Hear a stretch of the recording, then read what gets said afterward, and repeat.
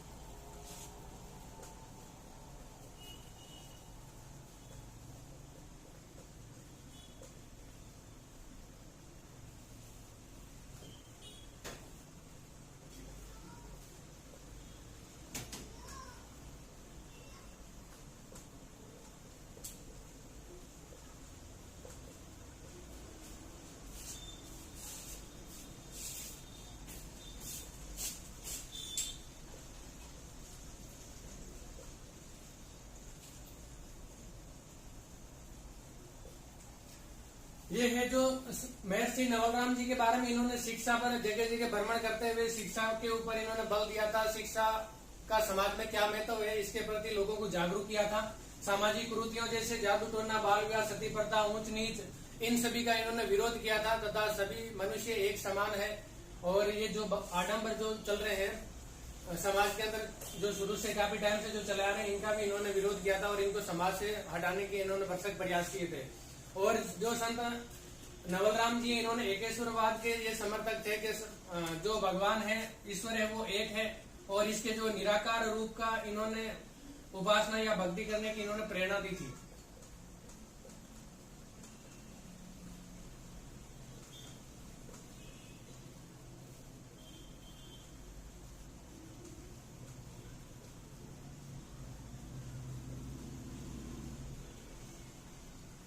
तो इसमें हमारे जो एग्जाम के पॉइंट ऑफ व्यू से जो इम्पोर्टेंट है वो एकेश्वरवाद के समर्थक थे। पूछ लिया जाए कि महर्षि नवलराम है वो किस पद के समर्थक थे, कि भगवान की कौन सी भक्ति के अंदर ये समर्थन करते थे, तो निर्गुण निराकार एकेश्वरवाद और निराकार स्वरूप की भक्ति की उपासना है जो महर्षि नवलराम जी ने इसका समर्थन इन्होंने किया था।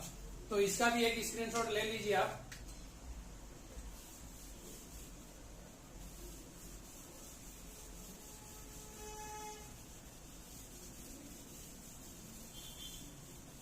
तो संत नवलराम जी है, इन्होंने काफी इनके जो छंद राजस्थानी भाषा के अंदर और हिंदी भाषा में इन्होंने काफी छंद, दोहे और पदावलियां इनकी इन्होंने रचना की थी, जो आज भी काफी प्रचलित है। इनका एक प्रसिद्ध दोहा जो मैं लिखने जा रहा हूं,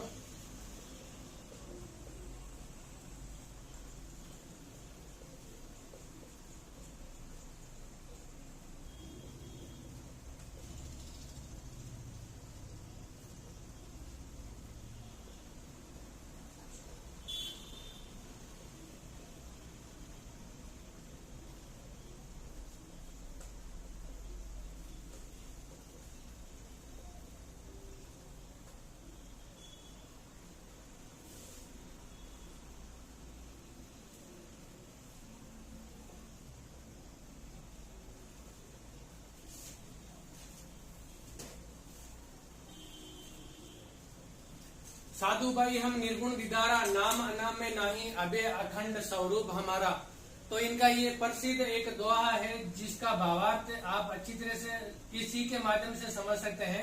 जो मैंने पहले बताया था वही इस दोहे के माध्यम से इन्होंने समझाने का प्रयास किया है कि साधु भाई हम निर्गुण विदारा, कि हम भगवान ईश्वर के हैं जो निर्गुण। निर्गुण का मैंने पहले के क्लासों के अंदर संत संप्रदाय की पहले भी जितने भी संत हुए हैं जो निर्गुण भक्ति के जो प्रवर्तक थे, उस समय मैंने आप लोगों को बताया कि निर्गुण क्या होता है।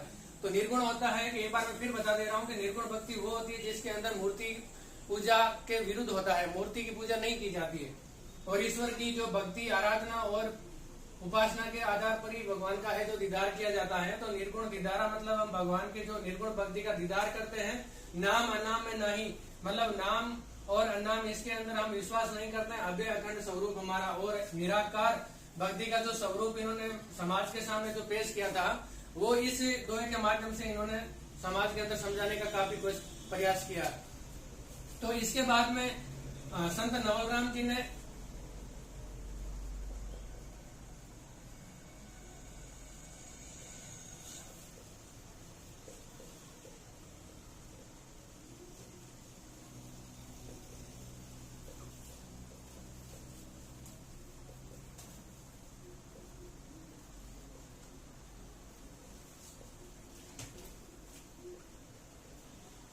राजस्थानी भाषा में इन्होंने रचना की है। काफी छंद उपन्यास पदावलियां हैं जो इनकी काफी प्रसिद्ध है।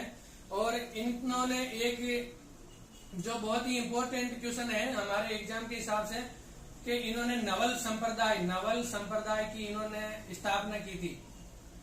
महर्षि नवलराम ने नवल संप्रदाय,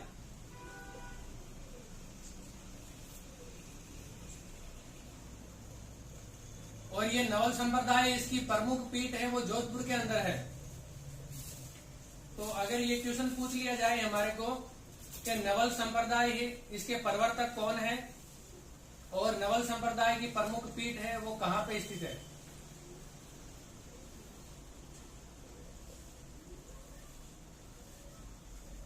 तो इसका उत्तर होगा जोधपुर। तो हम नवलराम जी के बारे में हमारे 3 या 4 क्वेश्चन जो इनके इम्पोर्टेंट है वो बन सकते हैं कोई भी एग्जाम में। तो उसमें एक तो नवल संप्रदाय की इन्होंने स्थापना किया, दूसरा नवल संप्रदाय की प्रमुख पीठ ये जोधपुर, और ये निर्गुण भक्ति के प्रवर्तक, निराकार भगवान की उपासना, निराकार स्वरूप में इन्होंने ईश्वर की जो उपासना की थी और इन्होंने समाज में कई फैली हुई कुरीतियां, आडंबर, इनको मिटाने का भरसक प्रयास किया था। तो ये नवल राम जी के बारे में जो संक्षिप्त विवरण था वो मैंने आप लोगों को बता दिया। अब ये आप नोट कर लीजिए। इसके बाद में हम पढ़ेंगे सांगलिया धोनी सीकर। इसका भी एक दो क्वेश्चन पूछा जाता है, क्योंकि यहाँ पे एक विश्वविद्यालय की स्थापना की थी और इसके जो पीठाचार्य या आचार्य थे उनको हमारे राष्ट्रपति की तरफ से अवार्ड या सम्मानित भी किया गया है। तो यहाँ से भी ये इम्पोर्टेंट है हमारे एग्जाम के पॉइंट ऑफ व्यू से। तो ये आप नोट कीजिए, उसके बाद में मैं बता रहा हूँ। हाँ, तो सेकंड हमारा था सांगलिया धोनी सीकर।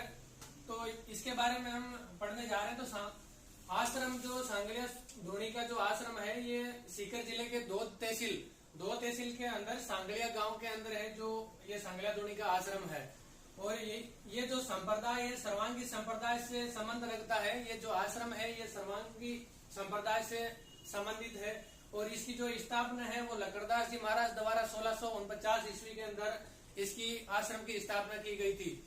और इसका जो अभिवादन है यह सांगलिया धोनी के अंदर अगर कोई भी व्यक्ति जाता है श्रद्धा से तो वहाँ पे जय साहिब कह के उसका अभिवादन किया जाता है। जैसे हम कहीं पे जाते हैं राम राम, जय माता की, इस तरह के जो संबोधन हम शब्दों का प्रयोग करते हैं ना, उसी तरह से यह सांगलिया धोनी के अंदर जय साहिब शब्द से अभिवादन किया जाता है, जो यहाँ पे यात्री जो जाता है आस्था लेकर। और यहाँ पे सत्संग का आयोजन किया जाता है, जो महीने की प्रत्येक अमावस और पूर्णिमा को यहाँ पे सत्संग का आयोजन किया जाता है, जिसके अंदर ये पौराणिक आडंबरों इनको छोड़कर आध्यात्मिक ओनली फॉर ईश्वर के प्रति भक्ति, ईश्वर का नाम स्मरण करते हुए पूरा समर्पित कर देना ईश्वर को, इस तरह की आध्यात्मिक भक्ति के जो भजन है यहाँ पे किए जाते हैं सत्संग के अंतर्गत। तो ये सांगलिया धोनी का जो कुछ इम्पोर्टेंट भाग है जो मैंने आप लोगों को यहाँ पे लिख रखा और बता दिया, समझा दिया है। यहाँ पे सांगलिया जो धोनी है, इस धोनी के सर्वांगी संप्रदाय द्वारा समाज के अंदर फैली हुई कुरीतियों का इन्होंने भी आडंबर और कुरीतियों का घोर विरोध किया है तथा समाज को जागरूक करने के इन्होंने कई भरसक प्रयास भी किए हैं इस संप्रदाय और इस आश्रम या इस पीठ के द्वारा। तो इसके बाद में हम एक यहाँ का जो इम्पोर्टेंट तथ्य है वो पढ़ने जा रहे हैं, क्योंकि सांगलिया धोनी का जो आश्रम है इसने शिक्षा के क्षेत्र में भी काफी योगदान दिया है समाज को। तो ये आप नोट कीजिए तब तक। उसके बाद में मैं नेक्स्ट इनका दो तथ्य और है जो इम्पोर्टेंट एग्जाम के यूज से वो मैं बता देता हूँ, फिर हम राजस्थान के संत संप्रदाय खत्म करते हैं आज।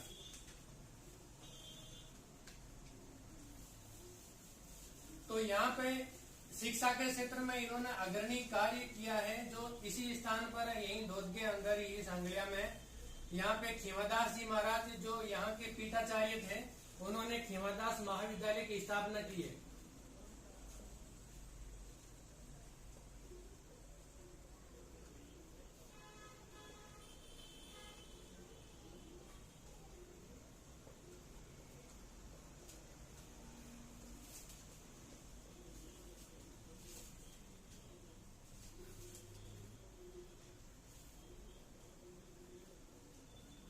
ये इस खीमादास महाविद्यालय की स्थापना है, जो खीमादास जी ने अपने नाम पे इस आश्रम के द्वारा शिक्षा के क्षेत्र में एक महत्वपूर्ण योगदान है, स्थापना इन्होंने की। और इसी स्थापना के उपलक्ष्य में, क्योंकि समाज में शिक्षा के प्रति जागरूकता और शिक्षा के प्रति एक अग्रणी इस कदम के कारण से के.आर. नारायण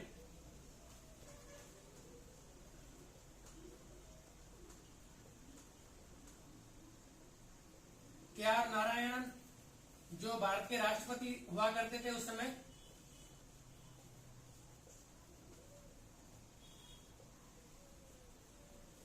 उन्होंने खीमादास जी जो महाराज है जो इसके पीठाचार्य थे उनको सम्मानित किया था।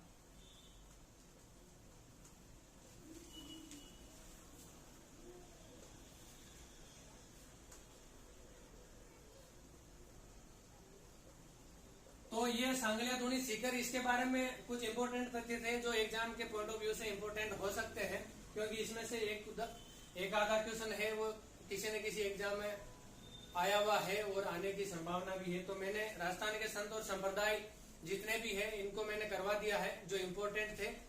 और मैं उम्मीद करता हूं कि आप लोगों को राजस्थान के लोक देवता और राजस्थान के संत और संप्रदाय ये आप सभी को समझ में आए होंगे, और ये आपके उम्मीद करूंगा कि आपके एग्जाम के पॉइंट ऑफ व्यू से काफी इम्पोर्टेंट सिद्ध होंगे और आपको एग्जाम में अच्छे मार्क्स दिलाने में सफलता और अच्छे मार्क्स दिलाने के अंदर इनकी अहम भूमिका रहेगी।